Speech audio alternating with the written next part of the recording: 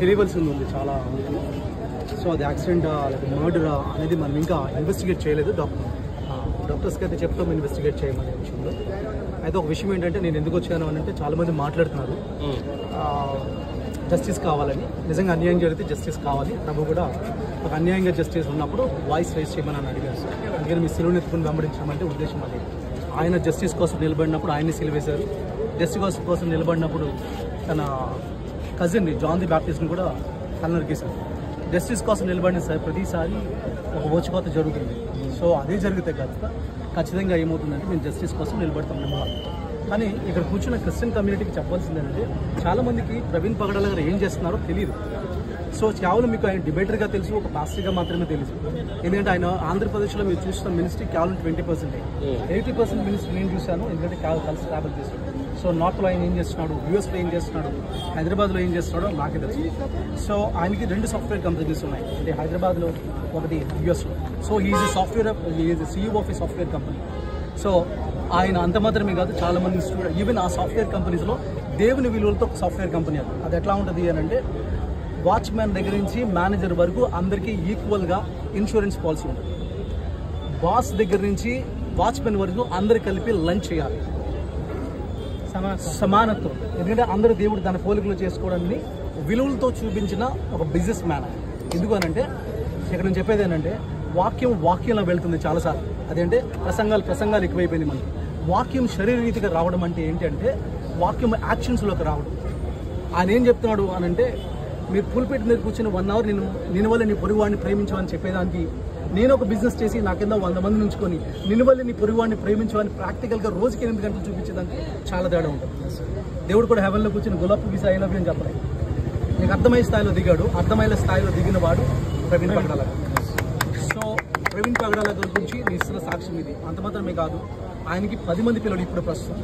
దాంట్లో 2 బయాలజికల్, 8 మంది అడాప్టెడ్. అందరూ కలిసి ఉంటారు. మళ్ళీ ఆర్ఫనేజ్ అని వేరే చోట పెట్టి వాళ్ళని ఇక్కడ చోట వీళ్ళ చోట పెట్టడం. ఇంతకుముందు 14 మంది పిల్లలు. సో ఒక పిల్లలు ఒక స్థాయికి వచ్చి వాళ్ళని మెచ్యూర్ చేసిన తర్వాత వాళ్ళు ఏం చేస్తారంటే వాళ్ళు మళ్ళీ ఫ్యామిలీస్ దగ్గర పంపించేస్తారు, మళ్ళీ కొత్త మందిని తీసుకుంటారు. అంత మాత్రమే కాదు, ఈవెన్ నార్త్లో కొన్ని విలేజెస్లో మీకు పవర్ లేని వాళ్ళ ఏరియాలో ఆయన సోలార్ లైట్లు వేయించారు. ఈవెన్ మీకు తెలుసు పాండమిక్ టైంలో అంటే కోవిడ్ టైంలో మనకి ఒక పాస్టర్గా పేరు చెప్పదలుచుకోలేదు కానీ ఒక పాపులర్ ఒక సెలబ్రిటీ పాస్టర్గా ఉన్న ఆయన 4 కార్లు వేసి 4 బస్సులు వేసి కేసీఆర్ని పిలిచి పెద్ద హడావుట్ చేశారు. కానీ అదే టైంలో ఈయన 18 బస్సులు వేశారు. బట్ నోబడీ నోస్ హియర్, ఎవరికి తెలియదు. ఎందుకంటే నేను చెప్పేవారు, ఎందుకంటే నేను ఉన్నాను కాబట్టి. ఎప్పుడు గొప్పలు చెప్పుకోడు, ఇలా చేశాను చెప్పుకోడు. ప్రతి ఇండివిజువల్ కాల్ చేస్తాను. అది మాత్రం పక్కన పెడితే నేను ఫర్ ఎగ్జాంపుల్ ఈ బ్రదర్ ఇంటికి వచ్చాడు అనుకోండి, పిలిచారనుకోండి, వచ్చిన తర్వాత వీళ్ళ అమ్మగారికో నాన్నగారు లేదా తాతయ్యకి బాగాలేదు, వాళ్ళ పేరు నోట్ చేసుకుని మళ్ళీ రాజమండ్రి విజిట్ చేయడం, పని కట్టుకుని వచ్చి వాళ్ళని విజిట్ చేసి వెళ్తారు. అలాగా వీక్లీ వన్స్ ఒక టైం పెట్టుకుంటాడు, ఒక డేట్ పెట్టుకొని ఆ డేట్లో ఓన్లీ ఓల్డ్ పీపుల్ని తిరిగి వాళ్ళని పరామర్శించి వాళ్ళకి అవసరతలు ఉంటాయి కదా, వాళ్ళ డిజైర్స్ ఉంటాయి. బాబు నాకు పలానా చోటుకి వెళ్ళాలంటే ఈయన కావాలని చర్చ్ మానేసి వేరే పాస్టర్ గప్ చెప్పి వీళ్ళు తీసుకుని వాళ్ళకి ఇష్టమైన చర్చ తీసుకుంటారు. ఇలాంటివి అనేకమంది ప్రవీణ్ పగడాల గారు చేసి ఉన్నాయి. అందుకని నేను చెప్తాను, బైబిల్ టీచర్స్ చాలామంది ఉన్నారు, చాలామంది డిబేట్స్ ఉన్నారు. కానీ ఈ లెవెల్లో అంటే దేవుని రాజ్యాన్ని అర్థం చేసుకునే స్థాయిలో చెప్పిన ఒకే స్పీకర్, తెలుగులో ఉన్న స్పీకర్ నేను ఒకటే.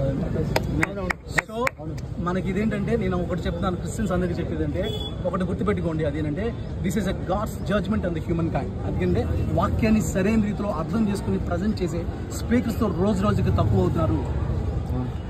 పిట్ట కథలు చెప్పే స్పీకర్లు ఎక్కువైపోతూ ఉన్నారు. ఈవెన్ డిబేట్స్ చేస్తున్న వాళ్ళు కూడా గ్రేస్ లేదు.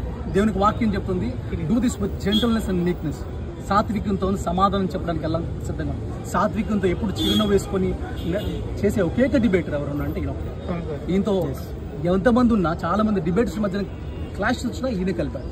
కాబట్టి నేను చెప్తున్నా, ఇవన్నీ ఎందుకు చెప్తున్నానంటే ప్రవీణ్ పగడాల గారు ఏం చేశారు అనేది మీ అందరికి చాలామంది క్రిస్టియన్స్కి తెలియదు. అందుకని ఇవన్నీ చెప్పడానికి ఇది ఒక ప్లాట్ఫామ్గా వేదిక చేసుకొని ఆయన గురించి ప్రార్థన చేద్దాం. ఎందుకంటే ఇప్పుడు ఆయన లౌడ్ అండ్ సాఫ్ట్వేర్ కంపెనీస్ దెబ్బతింటాయి. చాలామంది పిల్లలు వాళ్ళకి అనాథలు అయ్యే ప్రమాదం ఉంది. ఇవన్నీ ఉన్నాయి. ఈవెన్ నార్త్లో ఆయన చేసిన మినిస్ట్రీస్ కానీ ఇవన్నీ ఉన్నాయి. ఇవన్నిటిలో నేను మీనింగ్ఫుల్గా మీరు ప్రార్థన చేయండి, ఆ కుటుంబం కోసం ప్రార్థన చేయమని కోరుతాను. ఆయన పరిచయం గుర్తుపెట్టుకుంటే గోధుమ గింజ గుణం పడి చావు తినే కానీ ఇంకో లైఫ్ రాదు. కాబట్టి ఆయన లైఫ్లో ఎంతమందిని ఇంపాక్ట్ చేసిందో తెలియదు. ఇప్పుడు ఆయన లాంటి వాళ్ళు లేడు అని చెప్పుకోలే కంటే ఆయన లాగా ఉండడానికి మనం తయారవుతాం. అందుకని నేను చెప్తున్న మాట ఏంటంటే థ్యాంక్